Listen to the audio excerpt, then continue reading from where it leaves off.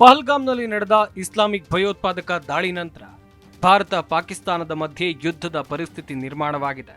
ಜಮ್ಮು ಮತ್ತು ಕಾಶ್ಮೀರದಲ್ಲಿ 26 ಅಮಾಯಕರ ಜೀವವನ್ನ ಬಲಿ ಪಡೆದ ಪಹಲ್ಗಾಮ್ನಲ್ಲಿ ನಡೆದ ಭೀಕರ ಭಯೋತ್ಪಾದಕ ದಾಳಿ ನಂತರ ಭಾರತ ಪಾಕಿಸ್ತಾನದ ವಿರುದ್ಧ ತನ್ನ ಪ್ರತಿದಾಳಿಯನ್ನ ತೀವ್ರಗೊಳಿಸಿದೆ. ಸಿಂಧು ಜಲ ಒಪ್ಪಂದವನ್ನ ಸ್ಥಗಿತಗೊಳಿಸಿದ ನಂತರ ಇದೀಗ ಭಾರತವು ಚೆನಾಬ್ ನದಿಯ ನೀರಿನ ಹರಿವನ್ನ ನಿಲ್ಲಿಸಿದೆ.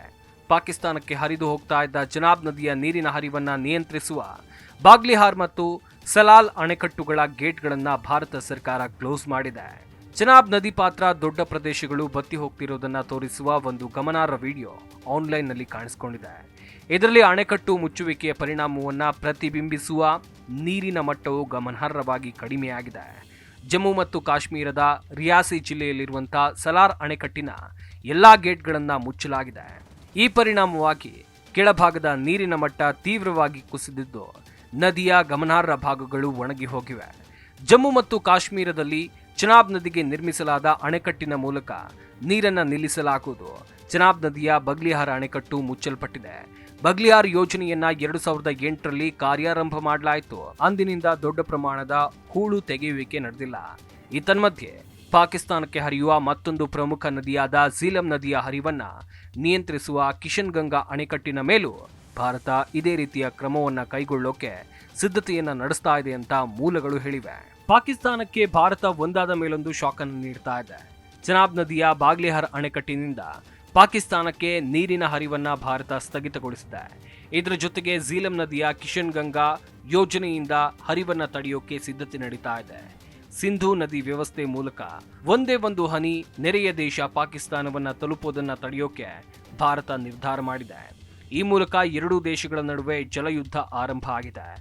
ಒಂದು ವಾರದ ಚರ್ಚೆಗಳು ಮತ್ತು ಜಲವಿಜ್ಞಾನ ಮೌಲ್ಯಮಾಪನಗಳ ನಂತರ ಭಾರತೀಯ ಅಧಿಕಾರಿಗಳು ಬಾಗ್ಲಿಹಾರ್ ಅಣೆಕಟ್ಟಿನಲ್ಲಿ ಹೂಳು ತೆಗೆಯುವ ಕಾರ್ಯಾಚರಣೆಯನ್ನ ಪ್ರಾರಂಭಿಸಿದ್ರು.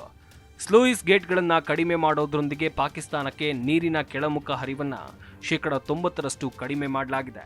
ಭಾರತ ಇದಕ್ಕೂ ಮೊದಲು 1960ರಲ್ಲಿ ವಿಶ್ವ ಬ್ಯಾಂಕ್ ಮಧ್ಯಸ್ಥಿಕೆಯಲ್ಲಿ ನಡೆಸಿದ ಐತಿಹಾಸಿಕ ನೀರು ಹಂಚಿಕೆ ಒಪ್ಪಂದವಾದ ಸಿಂಧೂ ನದಿ ನೀರಿನ ಒಪ್ಪಂದವನ್ನ ಅಮಾನತುಗೊಳಿಸುವ ಮೂಲಕ ದಿಟ್ಟ ಹೆಜ್ಜೆಯನ್ನ ಇಟ್ಟಿತ್ತು.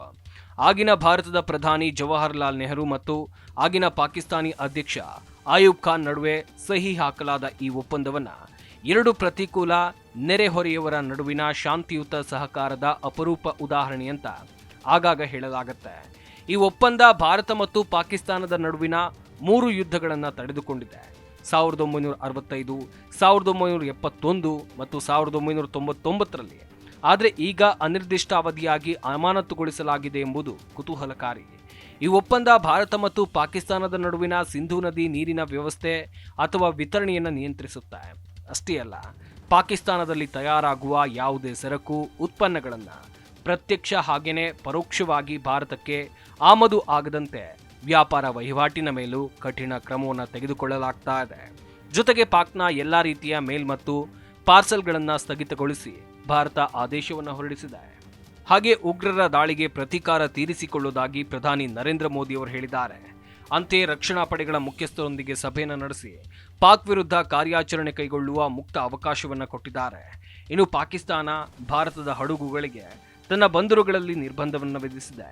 ಶನಿವಾರ ರಾತ್ರಿಯಿಂದಲೇ ಅನ್ವಯ ಆಗುವಂತೆ ಯಾವುದೇ ಭಾರತೀಯ ನೌಕೆಗಳು ಪಾಕಿಸ್ತಾನದ ಬಂದರಿಗೆ ಭೇಟಿ ನೀಡೋಕೆ ಅನುಮತಿ ಇಲ್ಲ.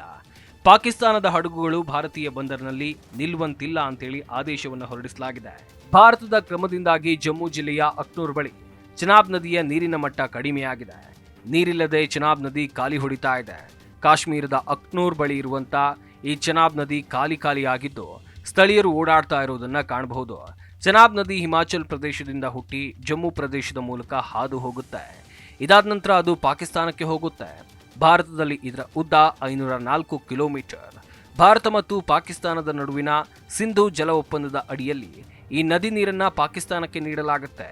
ಆದರೆ ಈಗ ಈ ಒಪ್ಪಂದ ರದ್ದುಗೊಂಡಿರುವ ಹಿನ್ನೆಲೆಯಲ್ಲಿ ಪಾಕಿಸ್ತಾನಕ್ಕೆ ನೀರು ಬಿಡ್ತಿಲ್ಲ. ಹೀಗಾಗಿ ನದಿ ಪಾತ್ರ ಬರಿದಾಗಿದೆ.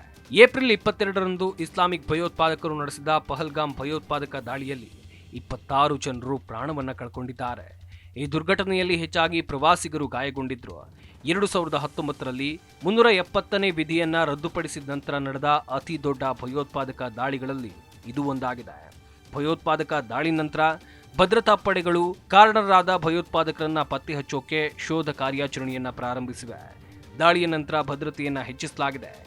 ಸಾಮಾನ್ಯವಾಗಿ ಜನದಟ್ಟಣೆಯ ಪ್ರವಾಸಿ ಪ್ರದೇಶಗಳಲ್ಲಿ ಬೀದಿಗಳು ನಿರ್ಜನವಾಗಿದ್ದ ದೃಶ್ಯಗಳು, ಖಾಲಿ ಪ್ರದೇಶದ ದೃಶ್ಯಗಳು ಕಂಡುಬರುತ್ತೆ.